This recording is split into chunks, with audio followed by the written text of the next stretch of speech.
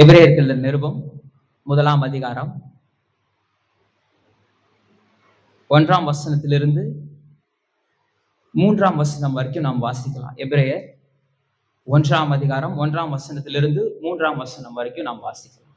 பூர்வ காலத்தில் பங்கு பங்காகவும் வகை வகையாகவும் தீர்க்கதரிசிகள் மூலமாய் பிதாக்களுக்கு திருவுளம் பற்றின தேவன் இந்த கடைசி நாட்களில் குமாரன் மூலமாய் நமக்கு திருவுளம் பற்றினார். இவரை சர்வத்திற்கும் சுதந்திரவாளியாக நியமித்தார். இவரை கொண்டு உலகங்களை உண்டாக்கினார். இவர் அவருடைய மகிமையின் பிரகாசமும் அவருடைய தன்மையும் சொருபமாய் இருந்து சர்வத்தையும் நம்முடைய வல்லமையுள்ள வசனத்தினாலே தாங்குகிறவராய் நம்மாலே தாமே நம்முடைய பாவங்களை நீக்கும் சுத்திகரிப்பை உண்டு பண்ணி உன்னதத்தில் உள்ள மகத்துவமானவருடைய வலது பாரிசத்திலே உட்கார்ந்தார். ஆண்டவராக இயேசு கிறிஸ்துவை பற்றியதான ஒரு மிகப்பெரிய ஒரு சத்தியங்களை நமக்கு இந்த வசனங்கள் நமக்கு போதிக்கிறது. எபிரேயருக்கு எழுதின நிருபத்தை தான் நாம பார்த்து வருகிறோம். அதுவும் குறிப்பாக எபிரேய நிருபத்துல சில உபதேசங்களை அந்த உபதேச ரீதியாக நாம ஆராய்ந்து வருகிறோம். எபிரேயருக்கு இந்த ஆசிரியர் இந்த நிருபத்தை எழுதும் போது 1ஆம் நூற்றாண்டு திருச்சபையில் எழுதும் பொழுது அன்னைக்கு இருந்த எபிரேயர்களாகிய அந்த யூதர்கள், இஸ்ரவேலர்கள் தேவனுடைய வார்த்தைகளை ஏற்கனவே பெற்றிருந்தவர்களா இருந்தாங்க. அவர்கள் தேவனுடைய வார்த்தையை அறிந்தவர்களா இருந்தாங்க. நியாயப்பிரமாணம் அவர்களுக்கு இருந்துச்சு, தீர்க்க தரிசன புஸ்தகங்கள் அவர்களுக்கு இருந்துச்சு, சங்கீதங்கள் மற்றும் ஞான பாடல்கள் இருந்துச்சு. ஆனாலும் அந்த நியாயப்பிரமாணத்தை நிறைவேற்ற வந்த ஆண்டவராகிய இயேசு கிறிஸ்துவை அவர்கள் கொலை செய்தார்கள். தங்கள் கையில வேதத்தை வைத்துக்கொண்டு, தங்கள் கையில நியாயப்பிரமாணத்தை வைத்துக்கொண்டு அந்த நியாயப்பிரமாணத்தை நிறைவேற்ற வந்த இயேசு கிறிஸ்துவை அவர்கள் ஏற்றுக்கொள்ளாமல் போனார்கள். இன்றைக்கு அப்படியே 2000 வருஷம் கழிச்சு இன்னைக்கு நம்முடைய வாழ்க்கையில நம்முடைய கரங்கள்ல பரிசுத்த வேதாகமம் இருக்கு. இயேசு கிறிஸ்துவை ஏற்றுக்கொண்டிருக்கிறோம், கிறிஸ்தவர்கள் என்று அறியப்படுகிறோம். ஆனா நாம நம்முடைய வாழ்க்கையில ஆண்டவருக்கு எவ்வளவு இடம் கொடுக்கிறோம், எந்த அளவுக்கு நாம ஆண்டவரை கிரியை செய்ய நம்முடைய வாழ்க்கையில அர்ப்பணிக்கிறோம், அதுலதான் நம்ம கற்றுக்க வேண்டிய விஷயம் இருக்கு. எமோஷனலா சில விஷயங்களை இல்ல ஒரு ஒரு இதா உணர்ச்சி வசப்பட்டு பேசி அப்படி நாம போய்கொண்டிருக்கிறோமா? ஏன்னா எமோஷனலா சில விஷயங்களை கையாளுறதுனால என்ன ஆயிருது, அது ஒரு குறுகிய காலகட்டத்துல மாத்திரம் தாக்கத்தை ஏற்படுத்தக்கூடியதா இருக்கு. நமக்கு உபதேசங்கள் நம்முடைய வாழ்க்கையில வாழ செய்யக்கூடியதா இருக்கு. அது லாங் டேர்ம் ஒரு தீர்வை, ஒரு சொல்யூஷனை நமக்கு தருது. இந்த காயத்துக்கு மேற்பூச்சு பூசுறது கிடையாது உபதேசங்கள். ஏன் இந்த உபதேசங்கள் ரீதியா எடுத்துக்கிறேன்னா, நம்முடைய வாழ்க்கையில இருக்கிற எல்லா காரியங்களையும் சரி செய்ய வேண்டியது வேத வசனம் தான். வேத வசனத்தை வைத்துதான் நம்முடைய வாழ்க்கையில எல்லா காரியங்களையும் நாம சரி செய்ய முடியும். அப்படி சரி செய்ய முடிகின்ற அந்த வேத வசனத்தின் உபதேசங்களை தான் இந்த எபிரேய நிருபத்தின் ஆசிரியர் போகிற அதே ஃப்ளோல, அதே வழியில தான் நாம போய்கிட்டு இருக்கிறோம். இதுல முதலாவது அவர் அறிமுகப்படுத்துறதே தேவனை தான் அறிமுகப்படுத்துறாரு. தேவன் யாரு, அவர் எவ்வளவு பெரியவர், எவ்வளவு வல்லமை உள்ளவர், அவர் எவ்வளவு சிறந்தவர்ன்றது அவர்களுக்கு தெரியுது. இது ஒரு நிருபமா இருந்தாலோ, ஒரு லெட்டரா இருந்தாலோ, இந்த லெட்டர் ஒரு நார்மலான ஒரு லெட்டர் ஆரம்பிக்கிற மாதிரி ஆரம்பிக்கல. ஒரு சராசரியான ஒரு லெட்டர் ஆரம்பிச்சு கொண்டு போறது போல இந்த நிருபம் போகல. ஏன்னா விடுனர் பெருனர் இல்ல, எழுதினவர் யாரும் இல்ல, ஒரு வாழ்த்துதல் இல்ல, கேரிஸ் அண்ட் ஷலோம், கிருபையும் சமாதானம் பத்தி அந்த மாதிரியான வார்த்தைகள் இல்ல, எதுவுமே இல்ல. ஸ்ட்ரெயிட்டா தேவன் தான் ஆரம்பிக்குது. நமக்கு தேவன்றது அந்த வசனத்தின் கடைசி பகுதியில வருது. ஆனா இது தேவன்ற மைய பொருளை வைத்துதான் இந்த வசனமே ஆரம்பிக்குது, இந்த புத்தகமே ஆரம்பிக்குது. இது நாம சரியான நிலையில இருக்கிறோமா அப்படின்ற சந்தேகத்துல இருந்த அந்த எபிரேயர்களுக்கும், சரியா இருக்க வேணும்னு போதித்த இந்த ஆசிரியருக்கும் ஒரு மிக சிறந்த ஒரு ஆரம்ப புள்ளியா இருக்கு. நம்முடைய வாழ்க்கையில கூட சில நேரத்துல நம்ம கரெக்டா தான் போய்கிட்டு இருக்கிறோமா, என் வாழ்க்கையில நான் சரியா தான் போய்கிட்டு இருக்கிறேனா, நான் செய்யறது சரிதானா அப்படின்ற ஒரு சந்தேகம் நமக்கு இருக்கும். அதே நேரத்துல நம்முடைய இருதயம், நம்முடைய உள்ளான மனது ஓப்பன் மைண்டா சில விஷயங்களை கற்றுக்கொள்ளவும் வாஞ்சிக்கும். பரிசுத்த ஆவியானவர் செய்யறாரு. நம்முடைய பரிசுத்த ஆவியானவர் செய்யற ஒரு பெரிய வேலை, அவர் நிறைய வேலை செய்யறாரு. பரிசுத்த ஆவியானவரை பத்தி அடுத்து நம்ம பார்க்க போறோம் அடுத்த ஒரு சில வாரங்கள்ல. அவர் செய்யற வேலைகளை மிகச்சிறந்த வேலையில ஒன்று என்னன்னா, நம்மளை கற்றுக்கொள்ளுகிறவர்களின் இருதயத்தை போல நம்ம இருதயத்தை மாற்றுகிறவரா இருக்கிறாரு. நமக்கு அநேக காரியங்களை கற்றுத்தராரு. நமக்கு நீங்க யோசிச்சு பாருங்க, கத்துக்கல அப்படின்ட்டு நம்ம க்ளோஸ் பண்ணிட்டோம் அப்படின்னா எதுவுமே கத்துக்க முடியாது. அதனால எப்போதுமே கற்றுக்கொள்கிறவர்கள் இருதயம் நமக்கு வேணும். பரிசுத்த வேதாகமத்தை குறித்தோ சரி, நம்முடைய வாழ்க்கையை குறித்தோ சரி, எந்த காரியத்தை சரி, எல்லாம் நான் அடைந்தாயிற்று, நான் தேறினவனானேன் அப்படின்ட்டு நினையாம, ஒரு சிறு குழந்தைகளைப் போல கற்றுக்கொள்ள ஆர்வம் உள்ளவர்களைப் போல நாம அனுதினமும் கற்றுக்கொள்ள வாஞ்சி உள்ளவர்களா இருக்கணும். அத கர்த்தர் விரும்புறாரு. கர்த்தர் அத அப்படிதான் இருக்கணும்னு ஆசைப்படுறாரு.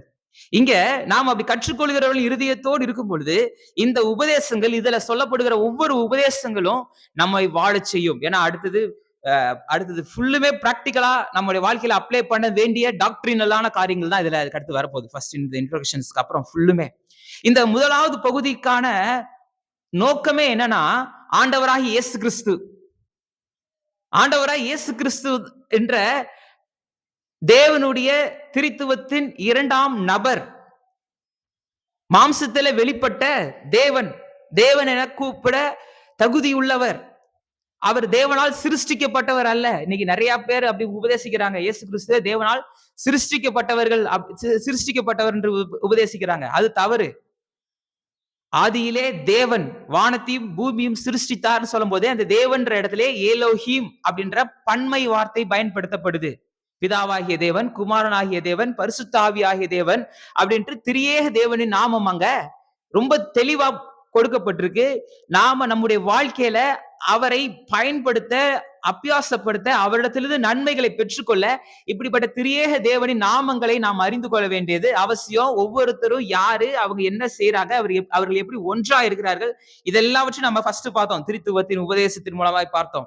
அடுத்தது தேவனை அறிகின்ற அறிவை நாம கடந்த 2 வாரங்களாக நாம பார்த்தோம். இன்னைக்கு அடுத்த பகுதி கிறிஸ்டாலஜி, கிறிஸ்துவியல். ஆண்டவரை இயேசு கிறிஸ்துவை பற்றியதான தெளிவான உபதேசங்களை தான் இன்னைக்கு நம்ம பார்க்க போகிறோம். இன்னும் அடுத்தது பரிசுத்த ஆவியானவரை பற்றி உபதேசங்கள் இருக்கு. அடுத்தது டாக்டர் ஆஃப் மேன் இருக்கு. இந்த 2 அதிகாரங்களுக்குள்ள நிறைய விஷயங்களை இந்த ஆசிரியர் என்ன பண்றாரு, எழுதி வைக்கிறாரு. அதுக்கப்புறம் பலிகள் முறைமைகள் ஏன், ஆசாரியர்கள் ஏன், பண்டிகைகள் ஏன் அப்படின்ற பழைய ஏற்பாட்டுல இருக்கிற நாம கற்றுக்கொள்ள வேண்டிய எல்லா காரியங்களையும் இந்த ஆசிரியர் நமக்கு போதிக்கிறாரு. அநேக நேரங்கள்ல ஆண்டவராய் இயேசு கிறிஸ்துவை அப்படின்னு நம்ம அறிவிக்கும் பொழுது, அவர் 2000 வருஷத்துக்கு முன்பாக மாம்சத்தில் வெளிப்பட்ட போதுதான் அவர் பிறந்தாரு. அவர் அப்பதான் பிறந்தாரு. அந்த ஒரு ஆண்டவரை தான் இன்னைக்கு நம்ம ஆராதிச்சுட்டு இருக்கிறோம் அப்படின்ற எண்ணம் இருக்கு. ஆனா அவர் நேற்றும் இன்றும் என்றும் இருந்தவர், இருக்கிறவர், வரப்போகிறவர். அவரை குறித்து வசனம் அப்படி நமக்கு தெளிவா நமக்கு போதிக்குது. அவர் என்றென்றுமாய் பிதாவோடு கூட இருந்தவர்.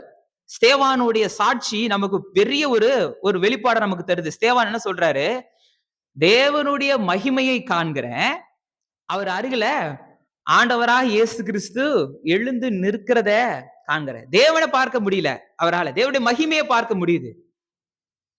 ஆனா இயேசு கிறிஸ்துவ கண்ணால நேர பார்க்க முடியுது. அப்ப இயேசு கிறிஸ்துன்றவரு தேவனை வெளிப்படுத்த, மாம்சத்துல வெளிப்படுத்த நமக்காக வந்தவர்.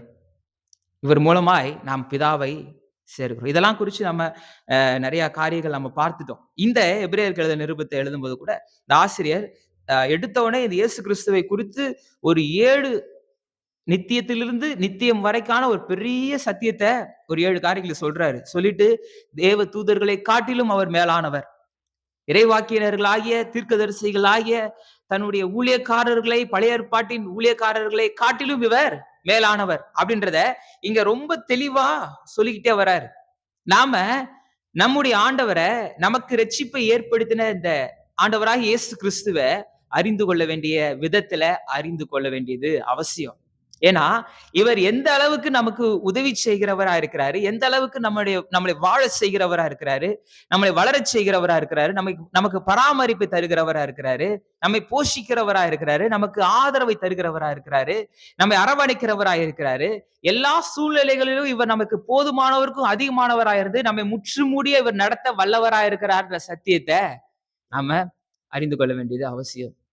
அதாவது பரிசுத்த வேதாகமம் மனிதனை குறித்து நித்தியத்திலிருந்து நித்தியம் வரை ஒரு தெளிவான வரையறையை நமக்கு கொடுத்திருக்கு. முன் குறித்தார், அழைத்தார், நீதிமானாக்கினார், மகிமையும் படுத்தி இருக்கிறார். முன் குறித்தார், தெரிந்து கொண்டார், நீதிமானாக்கினார், மகிமைப்படுத்தி இருக்கிறார்.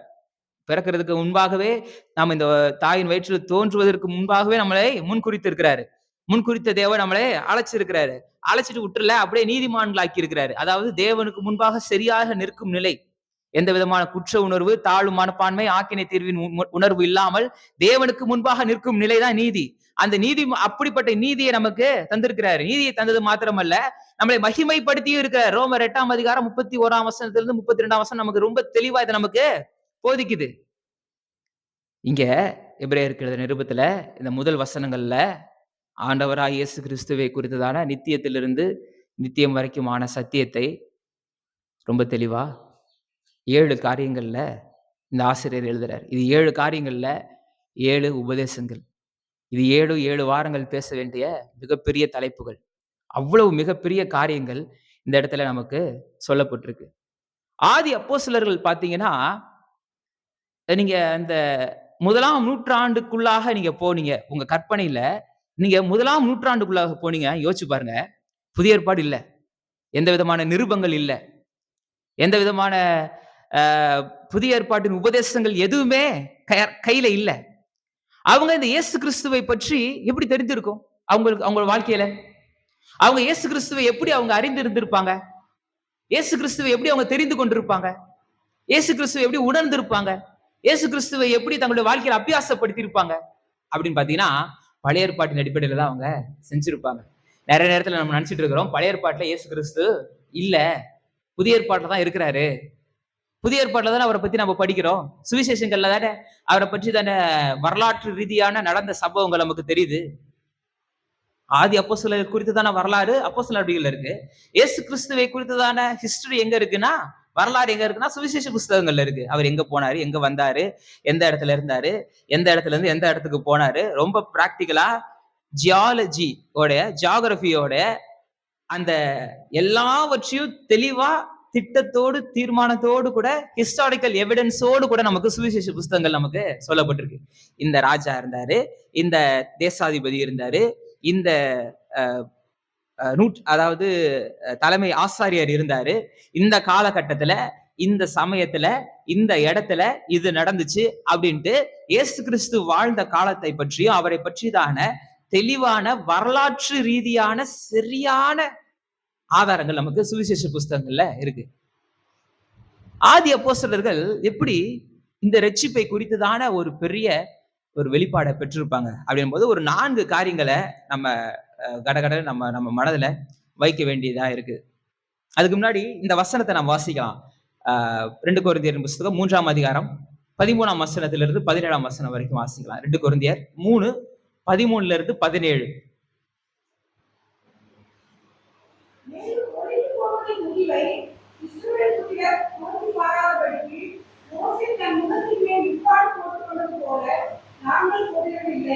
அவருடைய மனது கடினப்பட்டது. இந்நாள் வரைக்கும் பழைய ஏற்பாடு வாசிக்கப்படுகிறது. அந்த முக்காடு நீக்காமல் இருக்கிறது. அது கிறிஸ்துவினாலே நீக்கப்படுகிறது. பழைய ஏற்பாட்டில் எப்படி மோசே அந்த நியாயப்பிரமாணத்தை வாசிக்கும் பொழுது முகத்தை மூடி முக்காடு போட்டு, ஏன்னா அந்த மகிமையை அவர்கள்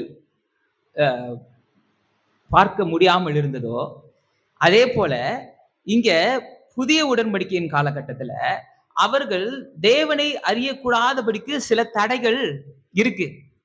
ஆனா ஆண்டவராய் இயேசு கிறிஸ்து அந்த தடைகள் எல்லாவற்றையும் என்ன பண்றாரு? ஒழிக்கிறாரு. நீங்க 14ஆம் வசனத்தை வாசிச்சு பாத்தீங்கன்னா 3:14ல அவர்களுடைய, அதாவது மீட்படையாத இயேசு கிறிஸ்துவை ஏற்றுக்கொள்ளாத அந்த யூதர்களுடைய மனது கடினப்பட்டது. இந்நாள் வரைக்கும் பழைய ஏற்பாடு வாசிக்கப்படுகையில் அந்த முக்காடு நீங்காமல் இருக்கு. அவங்களுக்கு அது புரியல, அது விளங்கல அவங்களுக்கு. 15ஆம் வசனம் சொல்லுது, மோசேயின் ஆகமங்கள் பழைய ஏற்பாடு வாசிக்கப்படும் பொழுது இந்நாள் வரைக்கும் முக்காடு அவர்கள் இருதயத்தின் மேல இருக்கான். உள்ள போக மாட்டுது, சத்தியம் உள்ள நுழைய மாட்டுது. நிறைய இந்த டிபேட்ஸ் எல்லாம் பார்த்துக்கிட்டு இருந்தீங்கன்னா சில பேர் இந்த மெசியானிக் ஜூஸ்ன்னு சொல்லுவாங்க, மேசியாவை ஏற்றுக்கொண்ட யூதர்களா இருப்பாங்க. அவர்கள் சில நேரங்களில் சுவிசேஷத்தை அறிவிப்பதற்கு எருசலேம் பட்டணத்துல அந்த யூதர்களுக்கு அவங்க அறிவிப்பாங்க. அப்ப சில வேத வசனத்தை வாசிக்கும் போது, நிறுத்துங்க, இது புதிய ஏற்பாடுலாம் நீங்க, அவங்க சொல்றது சூப்பரா சொல்லுவாங்க, புதிய ஏற்பாடுலாம் இங்க கொண்டு வராத, புதிய ஏற்பாடை பத்தி என்கிட்ட பேசாத அப்படின்வாங்க. அதுக்கு இவங்க சூப்பரா சொல்லுவாங்க, நாங்க வாசிச்சது புதிய ஏற்பாடு இல்ல, பழைய ஏற்பாடு. ஏசாயா தீர்க்கதரிசி புஸ்தகம் 53ஆம் அதிகாரத்தை தான் நான் வாசிச்சேன், நீங்க வாசிச்சது இல்லையான்னு கேட்பாங்க. ஏன்னா நீங்க ஏசாயா 53 வாசிக்கும் போது அப்படியே புதிய ஏற்பாடை வாசிக்கிற மாதிரியே இருக்கும். இயேசு கிறிஸ்துவை பற்றியதான காரியங்களா இருக்கும். அவங்களுக்கு அது புரியாம இருந்துச்சு. 16 வசனம் பாத்தீங்கன்னா, அவர்கள் கர்த்தரிடத்தில் மனம் திரும்பும் பொழுது அந்த முக்காடு எடுப்படுது. அப்ப அவர்கள் என்னைக்கு இவரை கற்றுக்கணும்னு ஆசைப்படுறாங்களோ அன்னைக்கு அவர்களுக்கு இந்த முக்காடு எடுபட்டு போகுது. ஆதி அப்போஸ்தலர்கள் யோசிச்சு பாருங்க. அவர்களுக்கு முழுக்க முழுக்க அவங்க இந்த முழு புதிய ஏற்பாடை எழுதுனது எதன் அடிப்படையில் பாத்தீங்கன்னா, பழைய ஏற்பாட்டின் அடிப்படையில் எழுதுறாங்க. நம்ம இயேசு கிறிஸ்துவை அறிந்து கொள்ளணும், இயேசு கிறிஸ்துவை நம்ம புரிந்து கொள்ளணும் அப்படின்னும் பொழுது முதலாவது நம்ம கன்சிடர் பண்ண வேண்டியது பழைய ஏற்பாடு. ஏன்னா புதிய ஏற்பாடு நமக்கு சொல்லுது இயேசு கிறிஸ்துவினுடைய வரலாற்று தகவல்களை ஹிஸ்டாரிக்கலி பாத்தீங்கன்னா சுவிசேஷங்கள்ல இருக்கு. தியாலஜிக்கலி இறையியல் சம்பந்தமா நிருபங்கள்ல இருக்கு. இயேசு கிறிஸ்து யார், அவர் என்ன செஞ்சாரு, எப்படி அவர் நடந்துக்கிட்டாரு, ஏன் அதை செஞ்சாரு, அதுக்கான காரணம் என்ன அப்படின்ற தெளிவான இறையியல் உபதேசங்கள் நமக்கு நிருபங்கள்ல இருக்கு. இன்னும் வருங்காரியங்களை குறித்து எஸ்கட்டாலஜியா இதுல இருக்கு, வெளிப்படுத்தல் புஸ்தகத்துல இருக்கு. வரலாற்று ரீதியா நடந்த சம்பவங்களை குறித்து சுவிசேஷ புஸ்தகங்கள்ல இருக்கு. இப்படி நம்ம புதிய ஏற்பாட்டுல நம்ம அறிகிறோம். இதுல எந்த விதமான குழப்பமும் இல்லை நமக்கு. ஆனா இதை எழுதின ஆதி அப்போஸ்தலர்கள், அவர்களால் வழி நடத்தப்பட்ட அடுத்த தலைமுறை அப்போஸ்தலர்கள், இவர்கள் எல்லாரும் எப்படி இந்த இயேசு கிறிஸ்துவை ஏற்றுக்கொண்டிருப்பாங்க? முழுக்க முழுக்க பழைய ஏற்பாட்டின் அடிப்படையில் தான். முழுக்க முழுக்க பழைய ஏற்பாட்டின் அடிப்படையில் தான். அதனாலதான் இந்த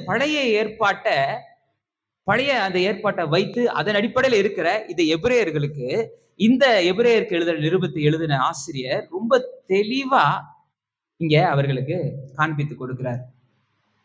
பழைய ஏற்பாட்டிலேயே ஆண்டவரை பற்றி இருக்கு, அவர் யாருன்றதே இருக்கு. ஆதியாகமத்தின் புஸ்தகம் 1ஆம் அதிகாரம் 1ஆம் வசனத்திலேயே ஆதியிலேயே தேவன் அப்படின்ற இடத்திலேயே இந்த ஏலோஹிம், நீ ஒவ்வொரு முறையும் பெரஷித் பாஹா அப்படின்ட்டு ஏலோஹிம் அப்படின்ட்டு நீங்க வாசிக்கும் பொழுது அந்த ஆதியிலே தேவன் வானத்தையும் பூமியும் சிருஷ்டித்தார் அப்படின்ற எபிரேய பதங்களை நீங்க வாசிக்கும் பொழுதே தேவன்ற இடத்துல நீங்க எப்படி என்ன சொல்றீங்க? அந்த பன்மையாகிய தேவனை தான் நீங்க ஆராதிக்கிறீங்க.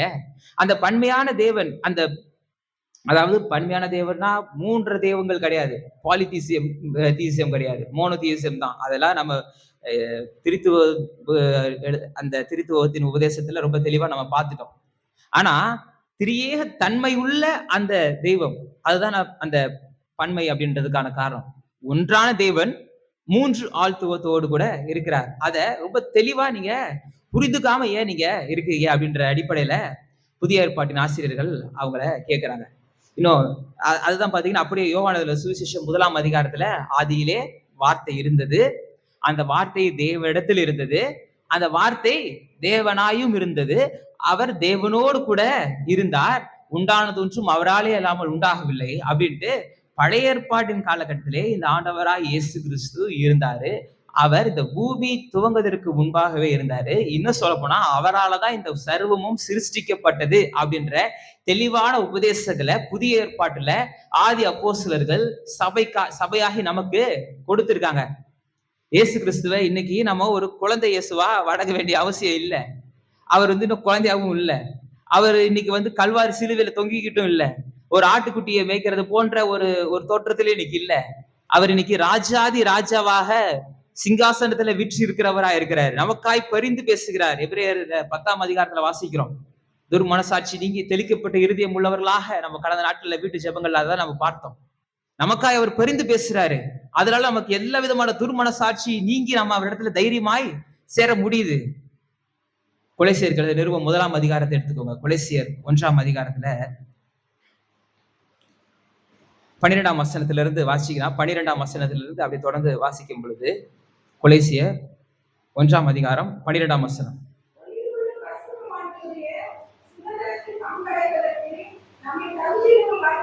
நம்மை தகுதியுள்ளவர் ஆக்கினாராம். யாரு? ஆண்டவராய் இயேசு கிறிஸ்து. ஒளியில் உள்ள பரிசுத்தவான்கள் அவர்களுடைய சுதந்திரத்தில் நாம பங்கு அடைகிறதற்கு நம்மை தகுதி ஆக்கியுள்ளவரா இருக்கிறார். இவர் நமக்கு என்ன செய்திருக்கிறார்? ஆண்டவராய் இயேசு கிறிஸ்து யார் அப்படின்றத நம்ம பார்த்துட்டு இருக்கோம். அவர் நம்ம வாழ்க்கையில் என்ன செய்ய அவர் வல்லவரா இருக்கிறார். அவரை ஏன் நாம வணங்கணும், அவர் ஏன் நமக்கு எல்லாவற்றுக்கும் நமக்கு ஆதாரமா இருக்கிறார். எப்படி நம்ம அவரை நம்புறது அப்படின்றத நம்ம பாக்குறோம். அவர் என்னென்னலாம் செஞ்சாருன்றத நம்ம இந்த செய்திகள்ல கற்றுக்கொள்ள போகிறோம். அவர் என்ன பண்றாரா, ஒளியில் உள்ள பரிசுத்தவான்களுடைய சுதந்திரத்தில் பங்கடைவதற்கு நம்மை தகுதியாக்கி இருக்கிறார். நாம் தகுதியற்று இருந்தோம். அந்த வசனம் ரொம்ப தெளிவா சொல்லுது. இந்த எப்பவுமே வசனத்தை அப்படிதான் நம்ம பார்க்கணும். நம்மை தகுதி ஆக்கி இருக்கிறார்னா அவர் தான் நம்மளை தகுதி ஆக்கி இருக்கிறாரு. நாம தகுதி ஆகிரல. இல்ல தகுதி எனக்கு இல்ல, தகுதியா இருந்தேன் அப்படின்னு நம்ம சொல்ல முடியாது. நம்முடைய சுயநீதி அங்க இல்ல. நாம தகுதியை பெற்றவர்களும் கிடையாது. ஆனா நம்மை தகுதியாக்கி இருக்கிறாராம். அப்புறம் இருளின் அதிகாரத்தில் நின்று நம்மை விடுதலையாக்கி தமது அன்பின் குமாரனுடைய ராஜ்யத்திற்கு உட்படுத்தினவராய் இருக்கிற பிதாவை ஸ்தோத்தரிக்கிறோம். இப்ப 14ஆம் வசனத்துல பிராக்கெட்ல ரொம்ப சூப்பரா, குமாரனாகிய அவருக்குள் அவருடைய இரத்தத்தினாலே பாவ மன்னிப்பாகிய மீட்பு நமக்கு உண்டாயிருக்கிறது. இப்ப ரொம்ப தெளிவா வருது. அவர் யாரு? ஆண்டவராக இயேசு கிறிஸ்து அதரிசனமான தேவனுடைய தற்சொரூபமும் சர்வ சிருஷ்டிக்கும் முந்தின பேருமானவர். ஏனென்றால் அவருக்குள் சகலமும் சிருஷ்டிக்கப்பட்டது. இந்த 16ஆம் வசனம் ரொம்ப ரொம்ப முக்கியமான வசனம். எப்படி போட்டிருக்கு பாருங்க. ஏனென்றால் அவருக்குள், ஆண்டவராக இயேசு கிறிஸ்துவுக்குள் சகலமும் சிருஷ்டிக்கப்பட்டது. பரலோகத்தில் உள்ளவைகளும் பூலோகத்தில் உள்ளவைகளும் காணப்படுகிறவைகளும் காணப்படாதவைகளும் சகல வஸ்துகளும் சிங்காசனங்களானாலும் கர்த்தத்துவங்களானாலும் அதிகாரங்களானாலும் சகலமும் அவரை கொண்டும் அவருக்கென்றும் தான் சகலம் சிருஷ்டிக்கப்பட்டிருக்கு. ஆண்டவர் இயேசு கிறிஸ்துவை குறித்து இப்படிப்பட்ட ஒரு கண்ணோட்டம் நமக்கு வேணும். அவர் கல்வாரி சிலுவையில தொங்கிக்கிட்டு பாடுபட்டுட்டு ரத்தத்தை சிந்தி ஒரு கிரீடத்தை தலையில சுமந்துக்கிட்டு அப்படி இல்லை. இன்னைக்கு அவர் அதை செஞ்சாரு. அவர் செய்யலன்னு சொல்ல முடியாது. அவர் செஞ்சாரு, அது உண்மை. அது நமக்கு தெரியணும். அந்த கல்வாரி காட்சி நமக்கு இருக்கணும். நம்முடைய பாவங்களுக்காக அவர் மரித்தாரு, நம்முடைய அக்கிரமங்களுக்காக அவர் மரித்தாரு, நமக்கு சமாதானத்தை உண்டு பண்ணும் ஆக்கினை அவர் மேல் வந்ததுன்ற ஒரு தெளிவான சிந்தனை நமக்கு வேணும். எந்த விதமான சந்தேகமும் கிடையாது. ஆனா அதை விட அவர் இன்னைக்கு எப்படி இருக்கிறார்ன்ற பிக்சர் தான் நமக்கு இருக்கணும். அவர் நமக்கு இன்னைக்கு எப்படி இருக்கிறாரு? சிங்காசனத்துல வீழ்ச்சி இருக்கிறார். எபேசியர் 2 சொல்லுதுல, அக்கிரமங்களிலும் பாவங்களிலும் மரித்தவர்களாக இருந்த நம்மை கிறிஸ்து உடனே கூட பிதாவாகிய தேவன் நம்மை உயிர்ப்பித்தாராம். உயிர்ப்பித்தது மாத்திரமல்ல, உன்னதங்களிலே அவரோடு கூட நம்மளை உட்காரவும் செய்திருக்கிறார். அப்ப அவர் உட்கார்ந்து இருக்கிறாருன்றது நமக்கு தெரிஞ்சாதான் நாம் அங்க உட்கார்ந்து இருக்கிறோன்றது நமக்கு புரியும். புரியுதா? இயேசு கிறிஸ்துவ சிலுவையிலே இன்னைக்கு நம்ம பார்த்துட்டு இருக்கிறோம். இல்ல குழந்தையா பார்த்துட்டு இருக்கோம். ஐயோ, அவர் ரொம்ப ஒரு பாலகனாய் பிறந்தார். அவர் ஒரு இதா வந்தாரு. அவர் அவரை ஆராதிக்கிறோம். எப்படி அந்த மெஜாய்ஸ் 3 மெஜாய்ஸ் போயிட்டு அவங்க போயிட்டு இந்த குழந்தையை வணங்கினார்களோ அதே போல நாங்க வணங்குறோம். முட்டாள்தனமா செஞ்சுட்டு இருக்க கூடாது. அவர் அப்பதான் பிறந்தாரா? அதாவது லிட்டரலா அப்பதான் பிறந்தாரு, மாம்சத்துல வெளிப்பட்டாரு. ஆனா அதுக்கு முன்னாடி எத்தனை முறை மாம்சத்துல வெளிப்பட்டிருக்காரு? ஒவ்வொரு முறையும் பிறந்து வரல. ஆபிரகாமுக்கு மம்ரே என்ற சமபூமியில ஆதியாகமத்தின் புஸ்தகம் 18ஆம் அதிகாரத்துல பார்க்கும்போது பிறந்து வளர்ந்து 30 வருஷம் கழிச்சு வந்தாரா? அப்படிலாம் இல்ல, திடீர்னு வெளிவந்தாரு, மாம்சத்துல வெளிப்பட்டாரு. அவர் மாம்சத்துல தான் வெளிப்பட்டாருன்றதுக்கு அந்த 18ஆம் அதிகாரம் பயங்கரமான ஆதாரங்களை கொடுக்குது. கிதியோன்ட்ட பார்த்தா மாம்சத்துல வெளிப்பட்டு பேசுறாரு, ஆகார்ட்ட பார்த்தா மாம்சத்துல வெளிப்பட்டு பேசுறாரு, சிம்சோனுடைய தகப்பன் தாய்க்கு மனோவாக்கு அவள் மனைவிக்கு மாம்சத்தில் வெளிப்பட்டு பேசுறாரு. இப்படி அநேக நேரங்கள்ல மாம்சத்தில் வெளிப்பட்ட தேவன் இப்ப பாவம் இல்லாதவராய் ஒரு மனிதனாய், முழு மனிதனாய் கண்ணுக்கு முன், ஏன்னா இவர் பழையபடி வந்த மாதிரியே வந்துட்டா, திடீர்னு வானத்துல இருந்து வந்துட்டாருங்க, திருப்பி அப்படியே போயிட்டாரு அப்படின்னு சொல்லலாம். ஆனா நம்மை போன்ற ஒரு மனிதனாய் பிறந்து வாழ்ந்து வளர்ந்து தன்னுடைய நோக்கத்தை அவர் நிறைவேற்றி நம்மை விடுவித்து அவர் பரமேசி சென்றது நமக்கு ஒரு பெரிய ஒரு ஆசீர்வாதம். அதுக்குன்னு அவர் அந்த ஒரு கண்ணோட்டத்தில் வச்சிருக்க கூடாது. அவர் இன்னைக்கு எப்படி இருக்கிறாரு, இன்னைக்கு என்னவா இருக்கிறாரு, என்னுடைய வாழ்க்கையில என்னவா இருக்கிறாரு, அவர் என்ன செய்ய வல்லவரா இருக்கிறாருன்ற தெளிவான சிந்தனை நமக்கு அவசியமா இருக்குது. அப்ப அவருக்கென்றும் அவரை கொண்டும் அவருக்கென்றும் சிருஷ்டிக்கப்பட்டது. அவர் எல்லாவற்றிற்கும் முந்தினவர், எல்லாம் அவருக்குள் நிலை நிற்கிறது. எல்லாமே அவருக்குள்ளதான் நிலை நிற்குதான். எல்லாமே அவருக்குள்ளதான் இருக்கு. எல்லாமே அவருக்குள்ளதான் இருக்கு. அவர் தான் எல்லாவற்றையும் சிருஷ்டித்தவரா இருக்கிறார். இந்த சர்வத்தையும் சிருஷ்டித்த தேவனுக்கு, அந்த ஆண்டவராய் இயேசு கிறிஸ்துவுக்கு உங்க வாழ்க்கையில இருக்கிற இல்லாமை போக்க முடியுமா? முடியாதா? உங்க வாழ்க்கையில இருக்கிற பிரச்சனைகளை அவர் நீக்க முடியுமா? முடியாதா? ஏன்னா, இன்னைக்கு நான் மறுபடியும் சொல்றேன், கர்த்தர் உங்களை கொண்டுதான் செயல்படுறார். இந்த பூமியில அவர் விஷயத்தை செய்யணும் அப்படின்னா, அது உங்களை கொண்டுதான் செய்றார். அவர் அப்படிதான் செயல்பட விரும்புறார். நீ யோசிச்சு பாருங்க, இன்னைக்கு பூமியில 800 கோடிக்கு மேல மக்கள் தொகை இருக்கு. தேவன் நினைச்சாருன்னா, ஒரே நேரத்துல இந்த 800 கோடி ஜனங்கள உருவாக்க முடியுமா? முடியாதா? அவருடைய எண்ணத்துல அப்படி தோன்றுனாலே அப்படி உருவாக்கி இருக்க முடியும்ல. அவரால முடியாதது ஏதாவது இருக்கா? 800 கோடியில 1000 கோடி இதோ இதே மாரி பூமி மாரி ஒரு 10 பூமிய உண்டாக்கி எல்லாத்தையும் ஒரே நேரத்துல செய்ய முடியுமா? முடியாதா அவரால? எல்லாம் முடியும். ஆனா, இந்த பூமியில எல்லா ஜனங்களையும் அவரே உண்டாக்கி செயல்பட்டாரா? அப்படிதான் செயல்பட்டாரா? ஒரு மனுஷனை உண்டாக்குனாரு. தன்னுடைய சாயலின்படி, தன்னுடைய நோக்கத்தின்படி ஒருத்தனை உண்டாக்குனாரு. அவனுக்கு தன்னுடைய அதிகாரத்தை கொடுத்தாரு. பலுகி பெருகி பூமியை நிரப்பி அதை ஆண்டு கொண்டு அவன்கிட்ட ஒப்பு கொடுக்கிறாரு. இந்தாப்பா, இதை நீ வச்சுக்கோ, இதை பத்திரமா வச்சுக்கோ, இதை காத்து வச்சுக்கோ, இதை நீ பலுகி பெருகு. இந்த பூமியில எப்படி செயல்படணும்ன்றதுக்கு, யார் செயல்படணும்ன்றதுக்கு இதை விட ஒரு தெளிவான எடுத்துக்காட்டு இருக்க முடியாது. கர்த்தர் என்னைக்கு அது அவன் இழந்து போயிட்டாப்ல, முதல் மனிதன் இழந்து போயிட்டாப்ல. ஆனா இழந்து போனதை மீட்கவும் திரும்ப நமக்கு கொடுக்கவும் அந்த அதிகாரத்தை கொடுக்கவும் ஆண்டவராய் இயேசு கிறிஸ்து வெளிப்படுறாரு. 2ஆம் ஆதாமாக அவர் வெளிப்படுறாரு. பெர்ஃபெக்ட் மேனா அவர் வெளிப்படுறாரு. ஆதாம்னாலே மேன், மனிதன். அப்ப 2ஆம் ஆதாமாகிய பூரணமான மனிதனாக இயேசு கிறிஸ்து வெளிப்பட்டு நமக்கு அந்த இழந்து போன அதிகாரத்தை நமக்கு மீட்டு தருகிறவராய் இந்த ஆண்டவராய் இயேசு கிறிஸ்து இருக்கிறார். இப்ப இந்த பூமியில செயல்பட வேண்டியது யாரு? நாம தான். அந்த அதிகாரத்தை யார் கொடுத்திருக்கிறா? அவர் தான் கொடுத்திருக்கிறார். அப்ப இதெல்லாம் நம்ம மனதுல இருக்கணும் பாருங்க. இதெல்லாம் நம்ம மனதுல இருக்கும் பொழுதுதான் நம்ம இந்த பூமியில ஒரு சரியான ஒரு வாழ்க்கையை வாழ முடியும். இல்லைன்னா ஏனோ தானோன்ற மாதிரி தான் வாழ்ந்துட்டு இருப்போம். ஏதோ வந்தோம், ஒரு 4 பாட்டு பாட்டோம், ஒரு 4 ஜெபத்தை பண்ணோம், அப்படிலாம் இருக்கக்கூடாது. எனக்கான நோக்கம் என்ன? வசனத்தை படிக்கிறோம், வசனத்தை படிச்சு வசனத்தை பார்த்து அந்த வசனத்தின் மீது கவனமா இருப்பது நன்றா இருக்கும். ரொம்ப தெளிவா நமக்கு வேத வசனங்கள் நம்மளை குறித்ததான சரியான காட்சிகளை நமக்கு வெளிப்படுத்துது. ஆண்டவராய் இயேசு கிறிஸ்து இந்த பூமியில வந்து வெளிப்பட்டிருக்கும் போது அவர் நினைச்சாருன்னா, நீ யோசிச்சு பாருங்க, அவர் தான் எல்லாவற்றையும் சிருஷ்டித்தவர். அவர் தன்னை தேவகுமாரன்றதை வெளிப்படுத்தணும் அப்படின்னு நினைச்சிருந்தாருன்னா, ஸ்டாப் சூரியன்னா நின்றுக்குமா? நின்றுக்காதா? அதாவது இதா பார்த்தா பூமி நின்றுக்கும், சூரியன் அங்கதான் நிக்குது, பூமி தான் சுத்திக்கிட்டு இருக்கு. டக்குன்னு ஒரு நிமிஷத்துல காற்றையும் கடலையும் அதட்டினார்ல, பூமி ஒரு நிமிஷம் நில்லு, இவங்களுக்கு நான் யாருன்னு காமிக்கணும்னு நினைச்சாருன்னா நடந்திருக்குமா? நடந்திருக்காதா? காமிச்சிருக்கலாம். ஏன் அவரால் முடியாதா? முடியும். இயற்கையின் மீது அதிகாரத்தை பெற்றவரா தான் இருந்தாரு. ஆனா செஞ்சாரா? செய்யல. தான் யாருன்றத ஜனங்க தெரிஞ்சுக்கணும்னு விரும்பினாரு. ஆனா தன்னுடைய மகா வல்லமைய செயல்பாட்டை அப்படி செஞ்சு அவங்களுக்கு காமிக்கல. அதுக்கு பதிலா என்ன செஞ்சாரு? வசனத்தை காமிச்சு கொடுத்தாரு.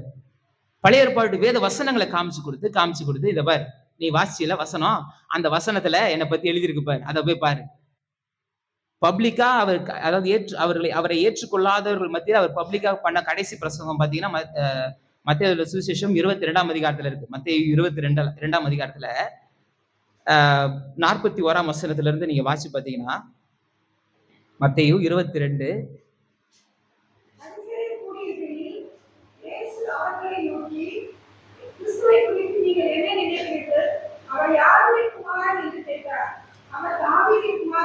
இப்ப யார் பதில் சொல்றா? பரிசேயர்கள் சொல்றாங்க. அவங்க இவர் ஏற்றுக்கல. ஆனா அவங்களுக்கு நல்லா தெரியும், வரப்போகிற மேசியா யாருடைய குமாரர்? தாவீதின் குமாரர். சொல்லிட்டீங்களா? இப்ப பாருங்க 43ஆம் வசனம்.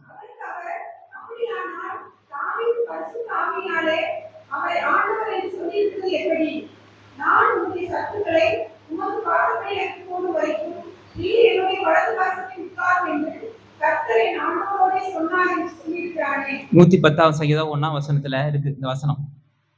110ஆம் சங்கீதத்தை வாசிக்கிறீங்களே, இந்த 110ஆம் சங்கீதத்துல அப்ப 110ன்ற நம்பர்லாம் இல்ல, சங்கீதங்கள்ல வாசிக்கிறீங்கல்ல,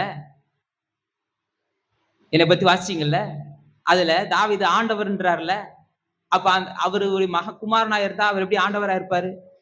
அவர் இனிமேதான் வரப்போறாரு, இனிமேதான் வெளிப்பட போறாரு அப்படின்னு நினைச்சிட்டு இருக்கிற. ஆனா அவரு தாவீதுக்கே ஆண்டவர்ப்பா. அப்படின்ட்டு ரொம்ப தெளிவா அவங்களுக்கு காமிச்சு கொடுக்கிறாரு. தன்னை பற்றி அறிவு அவங்களுக்கு வேணும்னு நினைக்கிறாரு. ஆனா தன்னுடைய வல்லமையின் பராக்கிரமங்களை ஒரு செயலா செஞ்சு அவங்களுக்கு காமிக்கல. அதுக்கு பதிலா என்ன பண்ணிட்டாரு? வசனங்களை காண்பித்து கொடுக்கிறாரு. நீங்க சங்கீதம் லூக்கா லூக்கா 4ஆம் அதிகாரம், யோவான் 5ஆம் அதிகாரம், லூக்கா 16ஆம் அதிகாரம், லூக்கா 24ஆம் அதிகாரம், இது எல்லாவற்றிலும் பார்த்தீங்கன்னா இயேசு கிறிஸ்து இந்த ஜனங்களுக்கு தன்னை பற்றிய காரியங்களை வேத வசனத்தின் அடிப்படையில தான் சொல்லி தராரு. நீங்க வாசிங்களேன், லூக்கா 24ஆம் அதிகாரம், 24ஆம் அதிகாரத்துல 27ஆம் வசனம் வாசிங்க. மோசே முதலிய சகல தீர்க்கதரிசிகளும் எழுதின வேத வாக்கியங்கள் எல்லாவற்றிலும் தம்மை குறித்து சொல்லியவைகளை அவர்களுக்கு விவரித்து காண்பித்தார். தம்மை குறித்து சொல்லியவைகளை அவர்களுக்கு விவரித்து காண்பிக்கிறாராம். விவரிச்சு காண்பிக்கிறாரு. அவர்கிட்ட சொல்லிக்கிட்டே இருக்கிறாரு. அவங்களுக்கு சீஷர்களுக்கு, எம்மாவு போற வழியில இருக்கிற அந்த சீஷர்களுக்கு சொல்றாரு. அவங்க சொல்றாங்க, அவர் பேசும்போது நம்முடைய இருதயம் கொழுந்து விட்டு எரியவில்லையா அப்படின்றாங்க. அப்ப இன்னைக்கு கர்த்தர் நம்மோடு கூட பேசுறாரு, வேதத்தின் மூலமா பேசுறாரு. அது ரொம்ப ரொம்ப முக்கியம். கர்த்தர் என்னோடு கூட பேசுறாரு அப்படின்ற பேசணும்ன்றத நம்ம எல்லாரும் வாஞ்சிக்கிறோம். ஆனா அவர் பேசி நம்ம கரங்கள்ல கொடுத்திருக்கிறாருன்றத நாம மறந்து போயிடுறோம். என்னுடைய வாழ்க்கையில கர்த்தர் நான் என்ன செய்யணும்ன்றத அவர் சொன்னா நல்லா இருக்கணும்ட்டு எல்லாருக்குமே அந்த ஆசை இருக்கு. ஆனா அவர் சொல்லி இருக்கிறாருன்றத நம்ம அறியாம போயிடுறோம். என்னுடைய வாழ்க்கையில கர்த்தர் என்னை வழி நடத்தணும்ன்ற வாஞ்சை எல்லாருக்குமே இருக்கு. ஆனா அவர் வழி நடத்தி வச்சிருக்கிறாருன்றத நாம பார்க்காம போயிடுறோம். நம்ம கரங்கள்ல கர்த்தர் எல்லாவற்றையும் கொடுத்திருக்கிறார். ஆதி அப்போஸ்தலர்கள் பாருங்க. ஆதி அப்போஸ்தலர்கள், இந்த சீஷர்கள் எல்லாருமே பழைய ஏற்பாட்டின் அடிப்படையில தான் இயேசு கிறிஸ்துவ, அவருடைய மரணம், அவருடைய உயிர்த்தெழுதல், இப்படி எல்லாவற்றையுமே இயேசு கிறிஸ்துவை பற்றி அவங்க பழைய ஏற்பாட்டின் அடிப்படையில தான் கற்றுக்கொண்டாங்க. அவர் சொல்லும் பொழுது எங்களுடைய இருதயம் கொழுந்து விட்டு எரியவில்லையான்னு இந்த சீஷர்கள் சொல்லும் பொழுது என்னன்னா, பழைய ஏற்பாடு உங்களுக்கு இவ்வளவு நாள் தெரிஞ்சிருக்கு. அந்த பழைய ஏற்பாடு என்ன என்ன காரியங்கள் சொல்லியிருக்குன்னு தெரியுது. இங்க ஆண்டவராய் இயேசு கிறிஸ்து மரித்து உயிரோடு எழுந்தார் அப்படின்றது நம்ம கண்ணுக்கு புரியுது. அதாவது மேசியாவை குறித்து அவங்க ரொம்ப தெளிவா இருந்தாங்க. அவர் ராஜாதி ராஜாவாய் வெளிப்படுவார்ன்றத அவங்க ரொம்ப தெளிவா இருந்தாங்க. அதனாலதான் அந்த கூத்துவலை அன்று ஞாயிறு அன்று நம்ம பண்றோம், நம்ம ஆசரிக்கிறோம்ல, அவர் வரும்பொழுது ராஜாதி ராஜாவாய் ஓசன்னா என்று அவரை, தாவீதின் குமாரனுக்கு ஓசன்னான்னு தான் அவங்க என்ன பண்றாங்க, அவரை உள்ள கூட்டிட்டு வராங்க. ஒரு ராஜாவாய் அபிஷேகம் பண்றதுக்கு தான் அவரை கூட்டிட்டு வராங்க. ஆனா அவங்களுக்கு ஒண்ணும் புரியல. இவரு போய் அங்க இருந்து ஏரோதை அடிச்சு உடைச்சிட்டு பிலாத்த துரத்திட்டு அங்க போய் உட்கார அவர் வரல. அங்க இருந்துகிட்டு ரோம சக்கரவர்த்தி எதிர்க்கிறதுக்கு அவர் வரல. இந்த பூமியை தன் கட்டுப்பாட்டுல வைத்திருக்கிற பிசாசை எதிர்த்து அவனை வெற்றி சிறக்கிறதுக்காக உள்ள வராரு. அந்த கிரீடத்தை சுமக்கிறதுக்காக வராரு அப்படின்றது அவங்களுக்கு புரியல. அப்ப பழைய ஏற்பாட்டின் வேத வசனங்களை வைத்து ரொம்ப தெளிவா அவருடைய மரணத்தை பற்றியும் அவருடைய உயிர்த்தெழுதல் பற்றியும் அவர்கள் ரொம்ப அதிகமாய் சரியான விதத்துல அறிந்து கொள்ள வேண்டிய விதங்கள்ல அறிந்து கொண்டாங்க. ஒவ்வொரு நேரங்களிலும் புதிய ஏற்பாட்டின் புஸ்தகங்களை எழுதின ஆதி அப்போஸ்தலர்கள் புதிய ஏற்பாட்டை முழுக்க எழுதும் பொழுது அவர்கள் இந்த பரிசுத்த வேதாகமத்தின் அடிப்படையில தான் எழுதுனாங்க. இயேசு கிறிஸ்து எப்படி தான் யாருன்ற காரியங்களை, தன்னுடைய வல்லமையின் பராக்கிரமங்களை தப்புன்னு வெளியே காமிச்சு அதன் அடிப்படையில் அவர் தான் யாருன்றதை நிரூபிக்காம வசனத்தின் அடிப்படையில நிரூபிச்சாரோ, அதே போல இந்த புதிய ஏற்பாட்டின் ஆதி அப்போஸ்தலர்கள் தங்களுடைய தனிப்பட்ட அனுபவத்தின் அடிப்படையில் எழுதாம ஆண்டவருடைய வசனத்தின் அடிப்படையில தான் எழுதுறாங்க. நீங்க எனக்கு ரொம்ப பிடிச்ச வேத வசனம் 2 பேதுருவின் புஸ்தகம் பாத்தீங்கன்னா 1ஆம் அதிகாரத்துல 16ஆம் வசனத்துல இருந்து பாத்தீங்கன்னா, நாங்கள் தந்திரமான கட்டுக்கதைகளை பின்பற்றுகிறவர்களாக அல்ல, அவருடைய மகத்துவத்தை கண்ணார கண்டவர்களாகவே நம்முடைய கர்த்தராகிய இயேசு கிறிஸ்துவின் வல்லமையை வருகையும் உங்களுக்கு அறிவித்தோம். ஒரு கட்டுக்கதையா நாங்க சொல்லல, ரொம்ப ஆணித்தரமா நாங்க கண்ணார பார்த்த விஷயங்களை நாங்க சொல்றோம். இவர் என்னுடைய நேசகுமாரன், இவரிடத்தில் பிரியமா இருக்கிறேன் என்று சொல்லுகிற சத்தம் உன்னதமான மகிமையிலிருந்து அவருக்கு உண்டாகி பிதாவாகிய தேவனால் அவர் கனத்தையும் மகிமையும் பெற்ற போது அவரோடு கூட நாங்கள் பரிசுத்த பர்வதத்தில் இருக்கையில் வானத்திலிருந்து பிறந்த அந்த சத்தத்தை கேட்டோம். Personal experience. இது மாதிரி பர்சனல் எக்ஸ்பீரியன்ஸ் இருக்குதா? யோசிச்சு பாருங்க. மறுரூப மலையில பிதாவாகிய தேவனுடைய சத்தம் கேட்குது.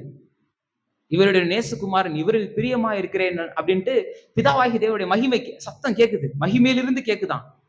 பார்த்தா மோசே இருக்கிறாரு, எலியா இருக்கிறாரு. நியாயப்பிரமாணமும் தீர்க்கதரிசி புஸ்தகம், இந்த பழைய ஏற்பாட்டுக்கு டோட்டல் அத்தாரிட்டி பர்சன்ஸ் இவங்க 2 பேர் இருக்கிறாங்க. புதிய உடன்படிக்கைக்கு அத்தாரிட்டி பர்சன் ஆகிய இயேசு கிறிஸ்து இருக்கிறாரு. எல்லாம் மறுரூப மலையில இருக்கிறாங்க. இவருக்கு பயத்துல என்ன சொல்லிட்டாரு, இதே பேதுரு, இங்கேயே ஒரு கூடாரம் போட்டு இருந்துருவோம், இது சூப்பர் பிளேஸ், கீழே போக வேணாம், போனா அந்த அவங்க மூஞ்சியெல்லாம் பார்க்க விரும்பல, இதே இடத்துல இங்கே தங்கிருவோம் ஆண்டவரே, நீங்க இப்படியே இருங்க, நீர் திருப்பியும் மறுபடியும் கீழெல்லாம் வராதீங்க, நீங்க இப்படியே இருங்க, உங்களை வச்சே நாங்க பெரிய வித பண்ணிரோம், கூடாரத்தை போட்டுறோம், மோசேவை இப்படியே புடிச்சு வைங்க, எலியாவை திருப்பி இப்படியே புடிச்சு வைங்க, பிதாவோட சத்தம் கேட்டுட்டே இருக்கட்டும், நீங்க இப்படியே இருங்க அப்படின்னு சொன்னால் ஒரு மாதிரி எப்படி ஒரு நார்மல் ஹியூமன் பீயிங் எப்படி யோசிப்பாங்களோ அப்படிதான் யோசிப்பாங்க. இப்ப நம்ம ஒண்ணும் பெரிய இது கிடையாது. பேதுரு எப்படி சொன்னா அதை வாசிச்சுட்டு பாரு எப்படி பேசுறாரு பாரு, நானா தான் என்ன பண்ணிருப்பேன் தெரியுமா அப்படின்ட்டு நம்மளை பத்தி நினைப்போம். ஆனா இது கிடையாது, இதை விட மோசமா நடந்திருப்போம். நம்ம பேதுருவாச்சு அப்படி நடந்துக்கிட்டாரு, நம்ம அதை விட மோசமா தான் நடந்திருப்போம். அந்த நேரத்துல யோசிச்சு பாருங்க, பிதாவோட சத்தம் கேக்குது, மோசே இருக்கிறாரு, எலியா இருக்கிறாரு, இயேசு கிறிஸ்து மறுரூபமாக்கி இருக்காரு. இப்படிப்பட்ட அனுபவத்தை பெற்ற இதே பேதுரு இப்ப சொல்றாரு, இதெல்லாம் நாங்க கேட்டோம், பார்த்தோம், எல்லாம் பண்ணிருக்கிறோம், ஆனா இதை விட அதிக உறுதியான தீர்க்க தரிசன வசனம் நமக்கு உண்டு. பொழுது விடிந்து விடிவெள்ளி உங்கள் இருதயங்களில் உதிக்கமளவும் ஆண்டவராய் இயேசு கிறிஸ்து மறுபடியும் வருமளவும் இருளுள்ள ஸ்தலத்தை பிரகாசிப்பிக்கிற விளக்கை போன்ற வசனத்தை கவனித்திருப்பது நலமாயிருக்கும். எங்களுடைய பர்சனல் எக்ஸ்பீரியன்ஸ் இது மாதிரிலாம் இருக்கு.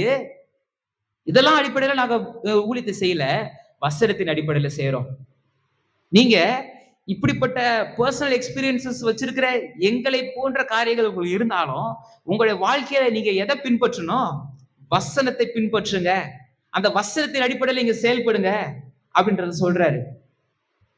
பேதுரு ஒரு அறிவீனமா நடந்துகிட்டாரு இப்பெல்லாம் நம்ம நினைக்கிறோம். ஆனா அப்போஸ்தலர் 2ஆம் அதிகாரத்துல பரிசுத்த ஆவியானவர் ஜனங்கள் பெற்றுக்கொண்ட உடனே அவர் என்ன பண்றாரு, உடனே அவர் பண்ணது என்ன, எந்திரிச்சு நின்று ஃபர்ஸ்ட் பிரசங்கமே யோவேல் தீர்க்கதரிசன புஸ்தகம் 2ஆம் அதிகாரத்துல 22ஆம் வசனத்துல சொல்லப்பட்ட வேத வசனத்தை எடுத்து கோட் பண்றாரு. அவர்கள் பரிசுத்த ஆவியானவரின் அபிஷேகத்தை பெற்று பல்வேறு பாஷைகளில பேசி அநேக தேவனுடைய வல்லமைகளை வரங்களையும் பெற்றுக்கொண்டு ஆவியில அனல் உள்ளவர்களாய் பெரிய ஒரு எழுப்புதலோடு கூட அவங்க இருக்கும் பொழுது நமக்கு ஒரு புதிய மார்க்கத்தை கர்த்தர் உண்டு பண்ணி விட்டாரு. பாரு, இது ஒரு பெரிய ஒரு இது அப்படின்ட்டு தன்னை ப்ரொஜெக்ட் பண்ணிக்காம இதை அப்படியே டெவலப் பண்ணி கொண்டு போனோம் அப்படின்ற ஒரு எண்ணம் இல்லாம அவர் என்ன பண்றாரு, கனெக்ட் பண்றாரு, பழைய ஏற்பாட்டோட கூட கலெக்ட் பண்றாரு. நீங்க வாசிங்க அப்போஸ்தலர் நடவடிக்கைகள் 2ஆம் அதிகாரத்துல 14ஆம் வசனத்திலிருந்து தொடர்ந்து வாசிங்கன்னா, பேதுரு எழுந்து நின்று பண்ண ஃபர்ஸ்ட் பிரசங்கம் யோவேல் எழுதின தீர்க்கதரிசியின் புஸ்தகம் 2ஆம் அதிகாரம் 22ஆம் வசனத்துல யோவேல் தீர்க்கதரிசி சொன்ன அதே வசனங்களை எடுத்து பேதுரு என்ன பண்றாரு, கோட் பண்றாரு. நீங்க வீட்டுல கூட போய் வாசிங்க, இன்னும் நிறைய வேத வசனங்கள் இருக்கு. நீங்க இது மட்டும் கிடையாது, அப்போஸ்தலர் நடவடிக்கைகள் முழுக்க ஒவ்வொரு அதிகாரங்களிலும் ஒவ்வொரு பிரசங்கங்களும் ஒவ்வொருத்தருடைய பிரசங்கங்களும் பழைய ஏற்பாட்டுல இயேசு கிறிஸ்துவை பற்றி சொல்லப்பட்ட காரியங்களின் அடிப்படையில தான் இருக்கு. பழைய ஏற்பாட்டுல அவரை பற்றி சொல்லப்பட்ட எல்லா காரியங்களிலும் ரொம்ப தெளிவா அவர்கள் பிரசங்கிக்கிறாங்க. 3ஆம் அதிகாரத்துல 18ஆம் வசனம் பாத்தீங்கன்னா அப்படியே ஏசாயா தீர்க்கதரிசியின் புஸ்தகம் 53ஆம் அதிகாரம், சகரியா 12ஆம் அதிகாரம், சங்கீதம் 22ஆம் சங்கீதம், இப்படிப்பட்ட வேத வசனங்களை மையமா வைத்து அப்போஸ்தலர் நடவடிக்கைகள் 3ஆம் அதிகாரம் 18ஆம் வசனத்துல 5000 பேருக்கு முன்னாடி பேதுரு 2வது பிரசங்கத்தை செய்யும் பொழுது இதன் அடிப்படையில பிரசங்கிக்கிறாரு. ஸ்தேவான் அப்போஸ்தலர் நடவடிக்கைகள் 7ஆம் அதிகாரத்துல அவர் பண்ற பிரசங்கத்துல பழைய ஏற்பாட்டின் அடிப்படையில பழைய ஏற்பாட்டு ஆபிரகாம், ஈசாக்கு, யாக்கோபு தங்களுடைய முற்பிதாக்களின் அடிப்படையில ஆண்டவர் எப்படி வெளிப்பட்டார் என்ற ஒரு பெரிய வெளிப்பாடை காண்பித்து பிரசங்கிக்கிறாரு. நீங்க அப்படியே ஒவ்வொரு சாப்டர்ல இருக்கிற எல்லா பிரசங்கங்களையும் வாசிங்களேன். பிலிப்போட பிரசங்கத்தை வாசிக்க, ஒவ்வொரு பிரசங்கங்களும் பழைய ஏற்பாட்டின் அடிப்படையில பழைய ஏற்பாட்டுல அவர்களுக்கு திருஷ்டாந்தங்களாய், மறைபொருளாய், பார்ஷியல் ரெவலேஷனாய் கொடுக்கப்பட்ட பங்காய், வகையாய் தனித்தனி விஷயங்களை பல்வேறு காலங்களில பல்வேறு சமயங்கள்ல ஒவ்வொருத்தருக்கும் ஒவ்வொரு வெளிப்பாடு கொடுக்கப்பட்ட காரியங்களை இந்த புதிய ஏற்பாட்டு ஆசிரியர்கள் ரொம்ப தெளிவா அவங்களுக்கு போதிக்கிறாங்க. 18ஆம் அதிகாரத்துல பாத்தீங்கன்னா அப்போஸ்தலனாகிய அப்போலோ அவர் ஒரு மிகச்சிறந்த போதக சமத்தனா இருக்கிறாரு. அவருடைய பிரசங்கம் எப்படி இருந்துச்சுன்னு பாருங்க. அப்போஸ்தலர் நடவடிக்கைகள் 18ஆம் அதிகாரம் 24ஆம் வசனத்திலிருந்து 25ஆம் வசனம். அதுக்கப்புறம் அப்போஸ்தலனாகிய பவுல் 26ஆம் அதிகாரத்துல 26ஆம் அதிகாரத்துல அகிரிப்பா ராஜாவோடு கூட பண்ற பிரசங்கத்தை பாருங்க. குறிப்பா சாப்டர் 26 26ஆம் அதிகாரம், அப்போஸ்தலர் நடவடிக்கைகள் 26ஆம் அதிகாரத்துல 27 28ல அகிரிப்பா ராஜா சொல்றாரு, நான் கிறிஸ்தவன் ஆவதற்கு கொஞ்சம் குறைய நீ சம்மதிக்க பண்ணிட்ட அப்படின்றாரு. அந்த அளவுக்கு பிரசங்கம் பண்ணிட்டாரு. அதாவது புதிய ஏற்பாட்டின் பிரசங்கத்தை பண்ணியிருக்கிறாரு பழைய ஏற்பாட்டின் வேத வசனத்தை வச்சு. அது மாத்திரமல்ல, 28ஆம் இந்த ஒரு வசனத்தை வாசிக்கலாம். அப்போஸ்தலர் நடவடிக்கைகள் 28ஆம் அதிகாரத்துல 23ஆம் வசனம், 28 23. எங்கும் இந்த மதத்திற்கு விரோதமாய் பேசுவதாக நாங்கள் அறிந்திருக்கிறபடியால் இதை குறித்து உங்களுடைய அபிப்பிராயம் என்னவென்று கேட்டறிந்திருக்கிறோம் என்றார்கள். அதற்காக அவர்கள் ஒரு நாளை குறித்து அநேகம் பேர் அவன் தங்கியிருந்த வீட்டிற்கு அவனிடத்தில் வந்தார்கள். அவன் காலமே தொடங்கி சாயங்காலம் மட்டும் மோசேயின் நியாயப்பிரமாணத்திலும் தீர்க்கதரிசிகளின் ஆகமங்களிலும் இருந்து இயேசு பற்றிய விசேஷங்களை அவர்களுக்கு போதித்து தேவனுடைய ராஜ்யத்தின் கீழ் சாட்சி கொடுத்து விஸ்தரித்து பேசினான். அப்ப மறுபடியும் பழைய ஏற்பாட்டை வைத்துதான் அவங்க இந்த உபதேசங்களை கட்டி எழுப்புறாங்க. மறுபடியும் அதை செய்யறாங்க. கடைசியா இந்த புதிய ஏற்பாட்டை எழுதின எல்லாரும் ஃபர்ஸ்ட் இயேசு கிறிஸ்து தன்னை பற்றி காரியங்களை இந்த வேத வசனத்தின் அடிப்படையில் தான் வெளிப்படுத்துறாரு. ஆதி அப்போஸ்தலர்கள் இயேசு கிறிஸ்து ஏன் மரிச்சாரு, பரபரி ஏன் சென்றாருன்றத பழைய ஏற்பாட்டுல தான் புரிஞ்சுக்கிட்டாங்க. ஆதி அப்போஸ்தலர்கள் பண்ண பிரசங்கங்கள் எல்லாமே பழைய ஏற்பாட்டின் அடிப்படையில இருந்துச்சுன்றத பார்த்தோம். 3வது. இப்ப 4வது, இந்த ஆதி அப்போஸ்தலர்கள் எழுதின நிருபங்கள் எல்லாமே பழைய ஏற்பாட்டின் அடிப்படையில, அதுல சொல்லப்பட்ட அந்த திருஷ்டாந்தங்களின் அடிப்படையில, மறைபொருளின் அடிப்படையில, பார்ஷியல் ரெவலேஷன் அடிப்படையில, இந்த ஃபுல்லர் ரெவலேஷன் அதனுடைய நிஜத்தை காண்பிக்கிறாங்க. ரோமர் நிருபம் 1ஆம் அதிகாரத்துல 4ஆம் வசனம் 5ஆம் வசனத்துல வாசிச்சீங்கன்னா, ரோமர்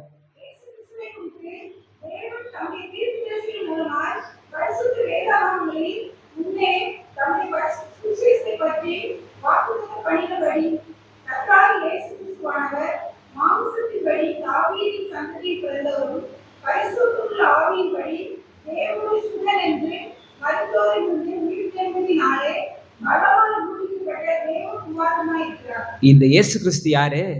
மாம்சத்தின்படி தாவீதின் சந்ததியில பிறந்தவர். கலாத்தியர் 3ஆம் அதிகாரத்தை சொல்லும் பொழுது தாவீது, அதாவது ஆபிரகாமின் சந்ததிகள் சொல்லாம சந்ததி அப்படின்னு ஒருவரை குறித்து சொல்லி இருக்கிறார். அந்த சந்ததி இயேசு கிறிஸ்துவே. அப்ப ஆபிரகாமுடைய ஜீனியாலஜின் அடிப்படையில, லைனேஜின் அடிப்படையில அப்படியே வந்து இயேசு கிறிஸ்து வராரு. அதாவது அந்த யூதர்கள், எபிரேயர்கள், இஸ்ரேலர் வராங்க. நீங்க ஆபிரகாமின் சந்ததி நீங்க நினைச்சிட்டு இருக்கீங்க. ஆனா தேவன் அப்படி செயல்படுறது இல்ல, அப்படி மாத்திரம் செயல்படுறது இல்ல. அவர் டைரக்டா எப்படி அப்போஸ்தலன் போல் காமிச்சு கொடுக்குறாரு, ஆபிரகாமை காமிக்கிறாரு. அங்க இருந்து டைரக்டா சந்ததியாகி இயேசு கிறிஸ்துவை காமிக்கிறாரு.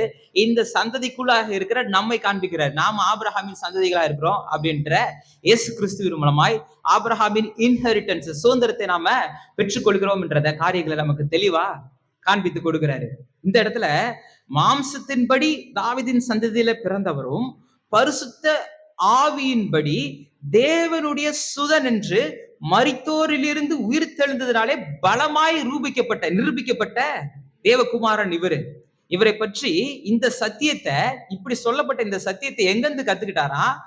அந்த முன்னாடி வசனம் 4ஆம் வசனம் சொல்லுது, இயேசு கிறிஸ்துவை குறித்து தேவன் தம்முடைய தீர்க்கதரிசிகள் மூலமாய் பரிசுத்த வேதாகமங்களில் முன்னே தம்முடைய சுவிசேஷத்தை பற்றி வாக்குத்தத்தம் பண்ணினபடி கர்த்தராகிய இயேசு கிறிஸ்துவானவர் அப்படின்ட்டு, மாம்சத்தின்படி தாவீதின் சந்ததியில பிறந்தவர், பரிசுத்த ஆவியின்படி தேவனுடைய சுதன் என்று மரித்தோரிலிருந்து உயிர் தெழுதலினாலே பலமாய் நிரூபிக்கப்பட்ட தேவகுமார் அப்படின்ட்டு ரொம்ப தெளிவான பிரசங்கத்தை, தெளிவான உபதேசத்தை பரிசுத்த வேதாகமத்தின் அடிப்படையில காண்பிக்கிறார்.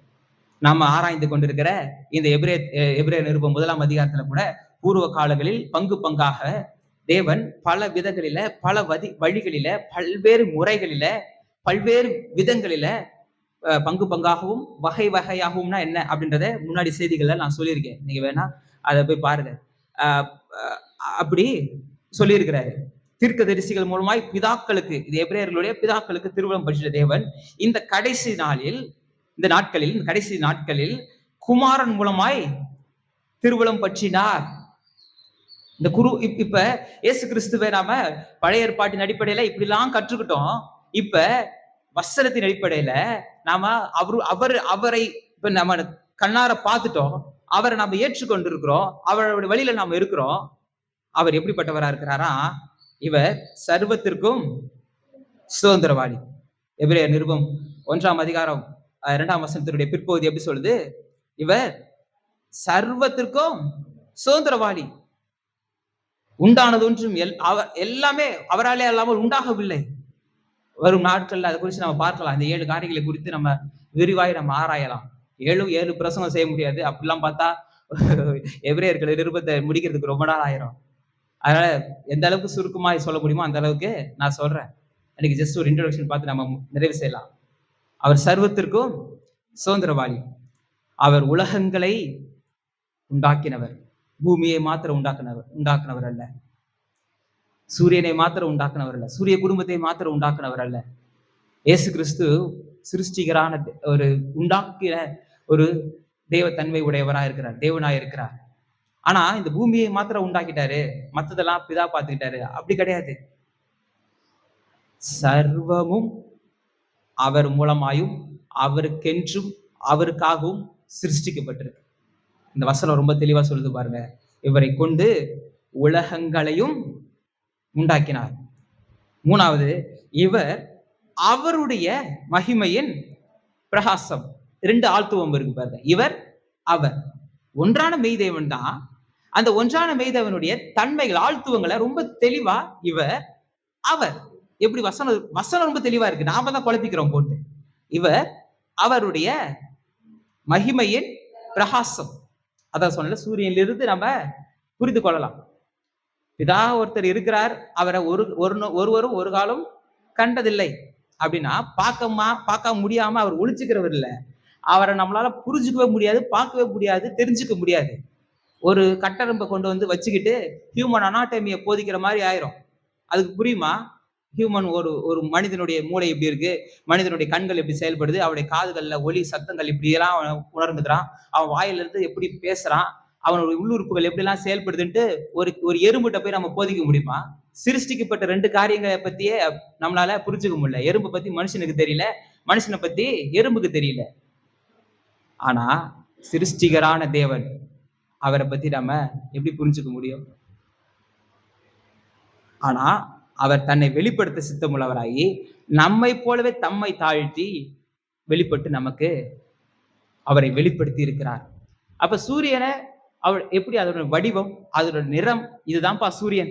ஒரு படத்தை நான் காமிச்சு ஒரு ஒரு சனி கிரகத்தை காமிச்சு, இந்த பாரு இதான்ப்பா சூரியன் சொன்னா நீங்க ஒத்துப்பீங்களா? இந்த பாரு வளையமா இருக்கு, நல்லா அழகா இருக்கு பாரு, இதான்ப்பா சூரியன் சொன்னா யாரையும் ஏத்துப்பீங்களா? சூரியன்றது வேற மாதிரி இருக்குன்றது நமக்கு நல்லா தெரியும். அதனுடைய வடிவம் வேற, அதனுடைய நிறம் வேறன்றது நமக்கு நல்லா தெரியும். ஒரு சனி கிரகமோ வியாழன் கிரகத்தையோ இல்ல வேற ஒரு நட்சத்திரத்தையோ காமிச்சு இதுதான் சூரியன் சொல்ல நம்ம நம்ப மாட்டோம். அதே போலதான் தேவனை நாம இயேசு கிறிஸ்துவின் மூலமாய் காண்கிறோம், பார்க்கிறோம். வசனத்தின் மூலமா இயேசு கிறிஸ்துவை பார்க்கிறோம். இந்த வசனத்தின் மூலமாய் தேவனை நாம பார்க்கிறோம். அவர் யாரு, அவர் எப்படிப்பட்டவர் என்ற அவருடைய தன்மையை நம்ம பார்க்கிறோம். இன்னைக்கு நாம அப்படி மேல பாக்குறோம், மேல இந்த ரூஃப் தான் தெரியுது, சூரியன் கண்ணுக்கு தெரியல. அதனால சூரியன் இல்லை நம்ம சொல்லிட முடியுமா? வெயில் சுட்டு அடிக்குது, அந்த வெளிச்சம் தெரியுது, இந்த அனல் தெரியுது, உணர்றோம். இந்த உணர்வு இந்த சூரியன் இந்த இடத்துல இருக்குன்றதை நமக்கு உணர்த்துது. அதே போல பரிசுத்த ஆவியானவர் நமக்கு உணர்வை கொடுத்து, தேவனை இருக்கிறார்ன்ற உணர்வை நமக்கு கொடுத்து அவர் உணர்த்துகிறார். அப்ப இவர் அவருடைய மகிமையின் பிரகாசம். அவருடைய மகிமைன்னு ஒண்ணு இருக்குல்ல, அதை வெளிப்படுத்துற பிரகாசம் ஆண்டவராகிய இயேசு கிறிஸ்து. அவருடைய தன்மையின் சொரூபம், அவருடைய தன்மை இருக்குல்ல, தேவனுடைய தன்மை இருக்குல்ல, அது தன்மையினுடைய வடிவம் தான் ஆண்டவராய் இயேசு கிறிஸ்து.